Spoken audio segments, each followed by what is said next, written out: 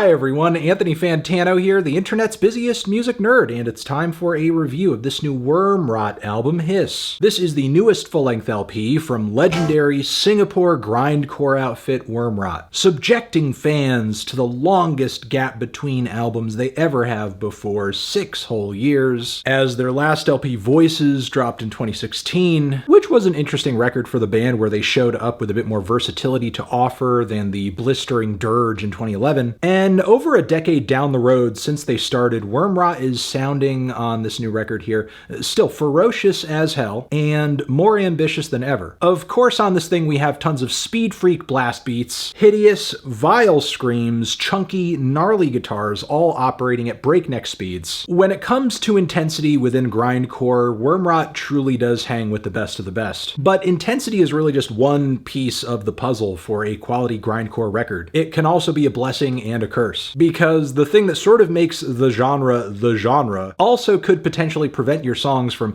really being all that memorable, especially if you're not coming through with sticky and compelling vocal, drum, and guitar parts, which Wormrot does handily here, but their drive pushes them even far beyond that, with a load of sharp thrash and crossover thrash riffs that are so good they're liable to make any mosh pit a little too dangerous, like with the track Behind Closed Doors. Plus, on the track When Talking Fails, It's Time for Violence sees these very same riffs teaming up with some great gang vocals too. So of course, yeah, tracks like this bring some really brutal moments to the table, but there's also quite a few hellish and also harmonious moments on this project where the band manages to work some black metal nuances into the fold with either some lead lines or chord progressions, like on Hatred Transcending, as well as the track Desolate Landscapes. At a few points on this thing, there is even violin, like on the song Grieve, as well as one of my favorite songs here, Weeping Willow, where the violin colors the back end of the song really nicely with this very dissonant and kind of psychedelic solo passage. So it's pretty clear listening through this project, Wormrot doesn't just want to hit listeners with a dizzying firestorm of noise. They actually do come through with some memorable riffs and melodies and ideas, but also a decent amount of variety too. Like with a few shorter cuts such as the 10-second Unrecognizable and the 19-second Shattered Faith, which are throttling and relentless and pretty much standard for the grindcore genre for songs this short to be sounding like this. It's actually the longer spots on this LP that I found to be the most impressive, like the opening track, The Darkest Burden, which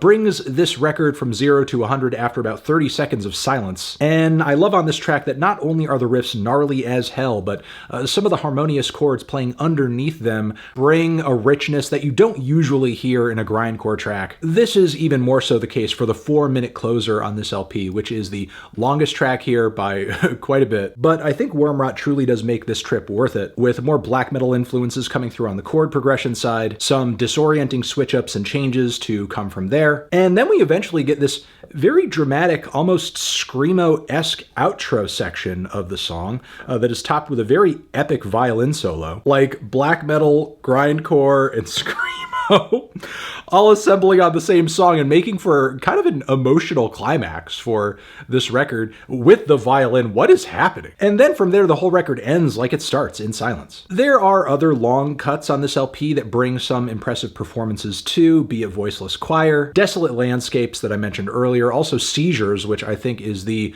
most just balls to the fucking wall song on this entire LP, and that's saying something considering how fast and violent pretty much every song here is. There's also Hatred Transcending, whose entire last leg sounds like the track is being swallowed into a portal leading right to hell. The only longer cut on here I wasn't too crazy about has to be Sea of Disease, which is led by these very slow and heavy riffs that are a bit moody and dramatic, and it's a cool tension builder, but eventually the grindcore passages that are broken into don't so much feel like they are lifting off of these kind of dark guitar passages prior. It's more like a detour that kind of kills what has been pulled together up until this point. Still, I do appreciate the band making the effort to switch things up. We also get some frightening transitional moments on the 21 tracks here, like Pale Moonlight, which is this really cool drum and vocal passage that's quite freaky. All Will Wither is a similar vibe, but with a creepier, more whispered style vocals. We also get cool little details on these tracks, like the cultish, atmospheric, clean lead vocals on the cut Broken Maze, which don't necessarily blow me away. I think they could have been performed better, but they still do stand out as a unique moment on this LP. The stuttering and glitchy guitar bits on the song Vicious Circle are a nice touch too. But with all that being said, there are at least a handful of cuts on this thing that do come off a bit samey or don't add that much to the track list, especially toward the end of the album where it feels like the band,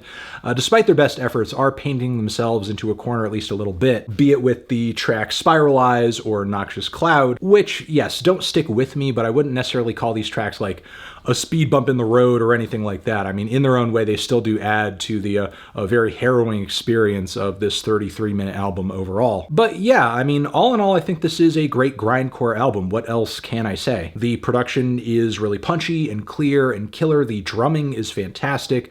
The vocals and the genre fusions are certainly pushing things in a refreshing direction. Are there moments where I feel like they could have pushed further? Yes, but for the most part, they are doing their thing and doing it well. And damn if this thing isn't one of the best records in this genre for this year.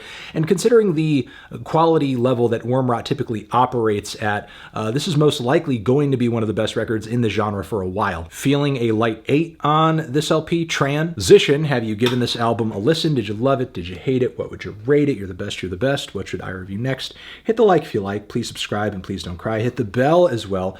Over here next to my head is another video that you can check out. Hit that up or the link to subscribe to the channel. Anthony Fantano, Wormrot, forever.